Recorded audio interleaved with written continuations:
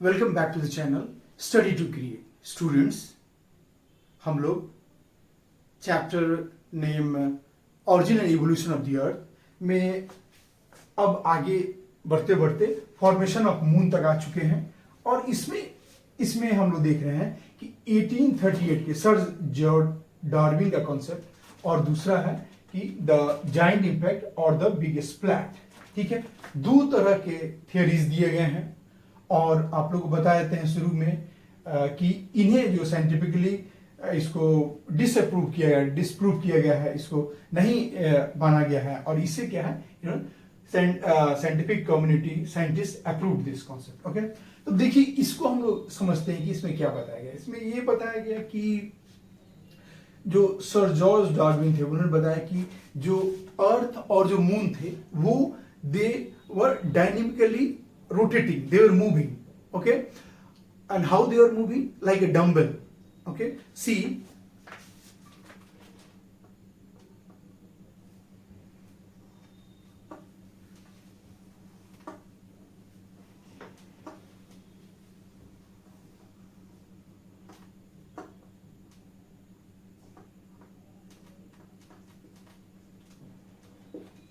this is thicker part, this is thinner part. और ये क्या है, ये अर्थ है, ये अर्थ है और ये मून है। ठीक है, तो देखिए एक डंबल की तरह, dumbbell set,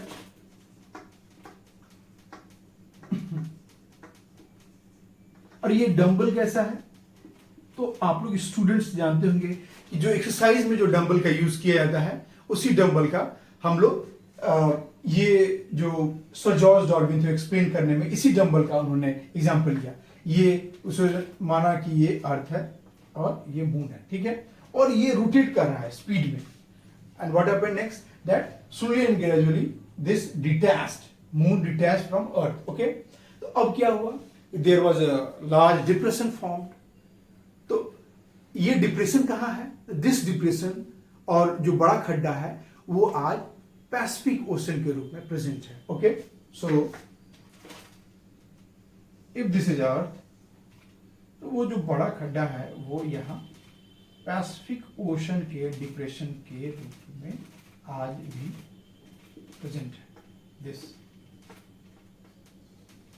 Pacific ocean depression, मतलब ये खड्डा बड़ा सा। ठीक है, अब देखिए ये तो इस तरह से है, लेकिन बट साइंटिस्ट और scientific community rejected this theory, this theorization. Okay, तो scientist rejected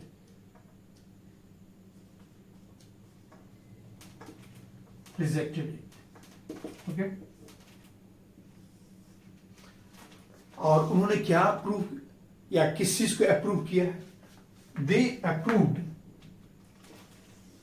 this giant impact of the big splat. Okay, what is this, अब ये है क्या, इसे आइए हम लोग समझते हैं।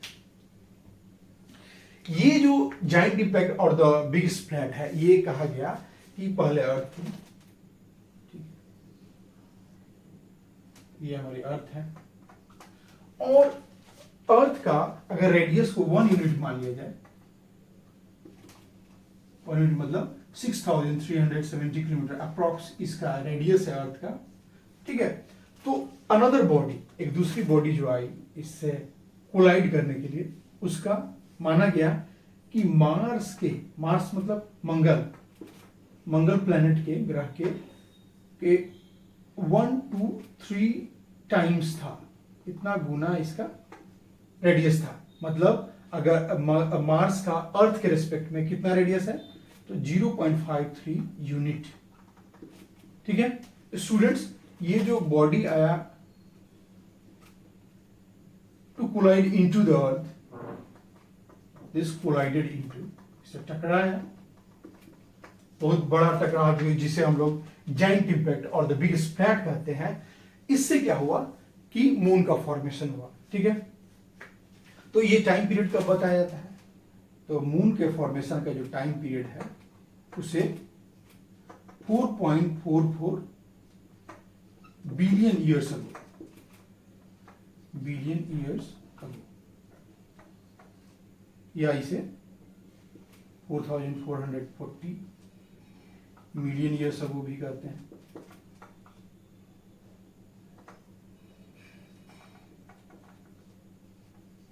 ठीक है, और इस तरह से इसे जो साइंटिफिक कम्युनिटी थी इसे दे साइंटिस्ट अप्रूव दिस, आज भी इसे ही अप्रूव किया जाता है, scientist approve this. Okay, hence this was the whole about the formation of moon. ठीक है, अब इसके आगे हम लोग चलते हैं और हम लोग अगला टॉपिक पर आते हैं, इवोल्यूशन ऑफ अर्थ। देखिए, इवोल्यूशन ऑफ अर्थ इसे हम पृथ्वी का उद्भव भी कहते हैं। हम लोग इसमें जानेंगे कि ये इवोल्यूशन ऑफ अर्थ कैसे हुआ। अब हम लोग पहले जाने यूनिवर्स के बारे में, उसके बाद हम लोग स्टार्स के बारे में समझे, उसके पहले गैलेक्सीज के बारे में समझे, स्टार्स के बारे में समझे, प्लैनेट्स के बारे में समझे, मून के बारे में समझे, और अब धीरे धीरे हम अपने अर्थ पर कंसंट्रेट होते जा रहे हैं। अब धीरे धीरे हमारा जो स्टडी है ज्योग्राफी का, धीरे धीरे हम लोग कंसाइज अपने सिलेबस की तरफ जा रहे हैं। कंप्लीट थॉरली हम लोग ट्रैवर्स करते हुए अपने पूरे सिलेबस को, और इसी सीरीज में अब हम लोग काफी क्लोज आ रहे हैं इवोल्यूशन ऑफ अर्थ। तो देखिए, इवोल्यूशन ऑफ अर्थ में हमें क्या समझना है, what we have to understand how our earth transformed from a barren, rocky and hot objects into a beautiful planet having conducive atmosphere and favouring existence of life. कैसे हमारा जो धरती है वो एक वीरान चट्टानी और गर्म ग्रह से एक बहुत ही खूबसूरत सुनहरा, जो कि हमारे जीवन को सपोर्ट कर सके, इतने सारे प्राणियों, इतने सारे ऑर्गेनिजम्स को, लिविंग ऑर्गेनिजम्स को सपोर्ट कर सके, कैसे ये बनी। ठीक है, तो इसमें हम लोग को थोड़ा ये समझना है कि एक चीज तो इसका ट्रांसफॉर्मेशन देखना है, और इसी सीरीज में हमें देखना है कि जो हमारा अर्थ है उसमें जो सेंट्रल पार्ट है इसे कोर या क्रूड कहते हैं। ठीक है, इसमें अलग अलग लेयर्स भी हैं, उसे हम लोग आने सब्सिक्वेंट टॉपिक्स में हम लोग देखेंगे, जिसको डिटेल में इसको हम लोग क्रस्ट और भूपर्पटी भी कहते हैं। और ये इसका जो एटमॉस्फेयर है, वायुमंडल, इसमें क्या है, आउटर लेयर से कोर तक का ये जो डिस्टेंस है, ये जो वेरिएशंस है, ये जो आउटर लेयर से ये लगभग क्या है, तो आउटर जो है एक्सोस्फेयर या बहिर्मंडल जिसे कहते हैं, वो आपको 400 kilometre from the surface, earth surface के बियॉन्ड शुरू हो जाता है, और आफ्टर 10,000 और 100 किलोमीटर ये कंप्लीटली मर्ज हो जाता है स्पेस में। ठीक है स्टूडेंट्स, तो देखिए ये वेरिएशन जो है डेंसिटी का, ये स्पार्सर है, थिनर है, ये डेंसर है, और क्रस्ट से यानी भूपर्पटी से जैसे जैसे अंदर जाते हैं डेंसर होते चला जाता है। ठीक है, तो इसे हमें जानना है, इवोल्यूशन ऑफ अर्थ। और अब हम लोग अपना जो ट्रांजिशन है वो लिथोस्फीयर यानी स्थल मंडल की तरफ करेंगे students. Okay, so we will transit to lithosphere और स्थल मंडल। सो स्टूडेंट्स, सबसे पहले हम लोग अब इवोल्यूशन ऑफ लिथोस्फीयर, अब इसमें हम लोग देखते हैं कि क्या अब स्थल मंडल जो है अर्थ का कैसे इवॉल्व हुआ, कैसे इसका विकास हुआ। तो इसमें सबसे पहले क्या होता है कि volatile state during primordial stage, मतलब प्राइमोडियल मतलब प्राचीन पुरातन समय में क्या था कि वोलेटाइल स्टेट था, अर्थ बहुत ज्यादा सॉलिडिफाइड नहीं था। क्यों? क्योंकि बहुत ज्यादा हीट था, ओके, और डेंसिटी कम था। But with the passage of time, समय के बीतने के साथ साथ क्या हुआ कि डेंसिटी इसका बढ़ा, थोड़ा क्लोज आने लगा, हीट रेडिएट होकर बाहर निकलने लगा, और टेम्परेचर इसका जो है, टेम्परेचर पहले तो ज्यादा था लेकिन बाहर निकलने लगा। इससे क्या हुआ कि टेम्परेचर जो है थोड़ा डाउन आया, इसका टेम्परेचर क्या हुआ, जैसे जैसे हीट रेडिएट होकर बाहर आया तो टेम्परेचर इससे डाउन आने लगा। ओके, अब देखिए इससे क्या हुआ, जब टेम्परेचर डाउन आ गया तो डेंसिटी इसका बढ़ा। ओके, अब जब इसका, लेकिन एक चीज और ये प्रोसेस हुआ कि जब इसका डेंसिटी जब बढ़ने लगा था, ओके, जब डेंसिटी बढ़ने लगा था तो इंटरनल टेम्परेचर, बाहर में तो आउटर लेयर में कम हुआ, लेकिन ये अगर इंटरनल टेम्परेचर कहेंगे तो इंटरनल जो टेम्परेचर है उसमें इसका ग्रोथ दिखता है। ओके, तो इंटरनल टेम्परेचर इसका बढ़ने लगा, इंटरनल टेम्परेचर। ओके, तो अब इससे क्या हुआ कि इंटरनल टेम्परेचर बढ़ा इसका, तो on the basis of density, क्योंकि डिफरेंट लेयर्स थे, उनके अलग अलग डेंसिटीज थे, तो जो लाइटर मेटल्स थे वो सरफेस पर आने लगे, और जो हेवियर थे लाइक आयरन जो थे, कहाँ हेवियर मटेरियल्स दे सैंक, नीचे चले गए, आयरन जो क्या नीचे चला गया। जो लाइटर थे, सियाल सीमा आप जानते हैं, सिलिकॉन एल्युमिनियम का ये लाइटर ये बना हुआ है सियाल। ओके, तो ये सब ये ऊपर आने लगे, ठीक है। और ये जो प्रोसेस जो इसे कहा गया, इसे मेनली डिफरेंशिएशन या विभेदन की क्रिया से हिंदी में कहते हैं, विभेदन या डिफरेंशिएशन प्रोसेस या विभेदन क्रिया, डिफरेंशिएशन प्रोसेस।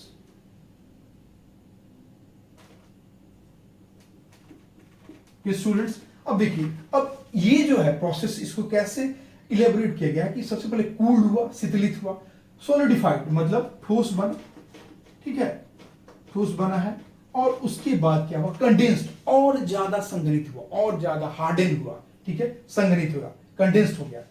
और ये आपको बताया गया है कि लाइटर एलिमेंट्स जो ऊपर आ गए सरफेस पर, भूपर पट्टी पर, क्रस्ट पर, और जो हेवियर वो कोर में चले गए, सैंक टुवर्ड्स डाउनर, और इस तरह से अरेंजमेंट हुआ, इनर कोर, आउटर कोर, और मैंटल, और सबसे ऊपर क्रस्ट। ओके, अब देखिए इसके बाद क्या हुआ, evolution of atmosphere and hydrosphere. तो एटमॉस्फेयर वायुमंडल, हाइड्रोस्फेयर जलमंडल। अब देखिए इसमें और ही अच्छा चीज है, बड़ा इंटरेस्टिंग है, क्या है इसमें, तो जो अर्थ एटमॉस्फेयर था वो क्या था, मेनली आज हमारा नाइट्रोजन, ऑक्सीजन कितना है, 78% नाइट्रोजन है और ऑक्सीजन 28%। और हम ये जानते हैं कि आर्गन जो है, आर्गन जो इनर्ट गैस में, आपका क्वेश्चन भी हो सकता है किसी भी कॉम्पिटिटिव एग्जाम में, वो 0.93% है, आउट ऑफ 1% ये 0.93 है। तो बाकी समझिए, बाकी अदर गैसेस का कितना लोअर परसेंटेज है इसमें। ओके, तो ये बहुत इसेंशियल है, एग्जाम में कोई क्वेश्चन भी आ सकता है। और अगला स्टेज में क्या हुआ है कि 3 stage of evolution of present atmosphere, जो आज हमको जो एटमॉस्फेयर हम लोग हमारे सामने है, इसके ये 3 स्टेजेस से होकर गुजरा है। ये देखिए कैसे, तो जो पहले था वो समझिए कि जो अर्थ थी उसके आउटर में क्या था, केवल हाइड्रोजन और हीलियम ही था, हाइड्रोजन और हीलियम ही था। देखिए अब लॉस ऑफ प्राइमोर्डियल एटमॉस्फेयर, जो प्राचीनतम, जो इनिशियल जो एटमॉस्फेयर था, वायुमंडल था, उसका लॉस हुआ। वो कैसे लॉस हुआ, तो hydrogen and helium is stripped off due to solar winds, जो सौर्य विंड, सौर्य पवन थे, उससे क्या हुआ, इसे हम लोग सौर पवन, जो हिंदी के स्टूडेंट्स हैं उनके लिए ये सौर पवन, और से ये क्या हुआ, इससे अर्थ से अलग हुआ। और ऐसे ही अदर टेरेस्ट्रियल जो पार्थिव इंटरनल या इनर प्लैनेट्स है, उनके साथ भी ऐसे हुआ। कौन कौन है इनर प्लैनेट्स, ये क्वेश्चन भी हो सकता है। तो हमारा मरकरी है, वेनस है, अर्थ है, मार्स है, ये इनर प्लैनेट्स है। इनके साथ भी यही हुआ कि loss of primordial atmosphere due to sun या सोलर विंड्स के थ्रू। ओके, अब नेक्स्ट स्टेज आया। अब नेक्स्ट स्टेज में क्या हुआ कि hot interior earth contributed to atmosphere, मतलब गैसेज एंड वाटर वेपर। जो इंटीरियर था वो धीरे धीरे क्या हुआ, उससे वोल्केनिक इरप्शन, तरह तरह के इरप्शंस हुए, आउटर में वो गैसेज आए एंड वाटर वेपर आए। तो वाटर वेपर आए, ठीक है, और उसके साथ जो गैसेज फॉर्म में क्या क्या आया, तो आगे चलकर तरह तरह गैसेज आए। और वो अब हमारे एटमॉस्फेयर में जो सेकेंड स्टेज, उसमें क्या क्या गैस हो गए थे, तो नाइट्रोजन था, कार्बन डाइऑक्साइड था, मीथेन था, अमोनिया था, NH3 था, और फ्री ऑक्सीजन, वो वेरी लिटिल अमाउंट में, बहुत छोटा अमाउंट में ये था फ्री ऑक्सीजन। ओके, और इसके बाद जो थर्ड स्टेज आया वो modified by living world through photosynthesis. मतलब कि अब देखिए इसमें क्या क्या हुआ कि जो हमारा एटमॉस्फेयर था उसमें धीरे धीरे जो कार्बन डाइऑक्साइड था वो जाकर के वाटर वेपर से मिला तो और कंडेंसेशन हुआ और ज्यादा वर्षा हुई तो वो क्या हुआ, डिप्रेशन जो खड्डे थे उनमें जाके जमा हो गए, यानी ओशंस का फॉर्मेशन हुआ। और ये जो ओशंस का फॉर्मेशन हुआ वो बताया जाता है कि 4000 मिलियन ईयर्स अगो, लगभग अर्थ का फॉर्मेशन 4600 मिलियन ईयर्स अगो है। जो ओशंस का फॉर्मेशन है 4000 मिलियन ईयर्स अगो है। लाइफ कहते हैं कि जो फर्स्ट ब्लू ग्रीन एल्गी जो आया, blue green algae, okay, blue green algae, Hindi में नील हरित शैवाल कहेंगे। तो ये जो ब्लू ग्रीन एल्गी है वो उसका फॉर्मेशन कब आया, 3800 million years ago. Blue green algae life began to flourish, started from here 3800 million years ago. ये ऑब्जेक्टिव एग्जाम्स का क्वेश्चंस भी है, आपको जगह जगह कोट भी करना चाहिए, अलग अलग अगर सब्जेक्टिव एग्जाम्स हैं उनमें भी आप कोट कर सकते हैं, और बहुत ही इंपॉर्टेंट और सिग्निफिकेंट ये पॉइंट्स हैं। और लास्टली क्या हुआ कि जब कार्बन डाइऑक्साइड आया और जो वाटर वेपर से मिला उससे कंडेंस होकर जब सब जो डिप्रेशंस में वाटर आ गए, यानी कि ओशंस का फॉर्मेशन 4000 हो गया मिलियन ईयर्स, उसके बाद क्या हुआ, लाइफ बिगेन, लाइफ प्लांट्स के रूप में हुआ। तो उससे क्या हुआ, वो प्लांट्स पहले कार्बन डाइऑक्साइड लेते हैं और ऑक्सीजन छोड़ते हैं, तो पहले ऑक्सीजन भरे ओशंस में, उसके बाद क्या हुआ, एटमॉस्फेयर में आए, और जब एटमॉस्फेयर में आए तो वे atmosphere flooded, the oxygen flooded the atmosphere. ये घटना कब हुई, 2000 मिलियन ईयर्स अगो। इस तरह से स्टूडेंट्स एक ओवरऑल एक समअप है, और लास्ट क्लास हम एक और लेंगे जिसमें से हम origin and evolution of the अर्थ को समाप्त करेंगे। और आपके कंट्रीब्यूशंस, आपके कोऑपरेशंस एंड आपके एसोसिएशन के लिए बहुत बहुत धन्यवाद। Thank you very much to all.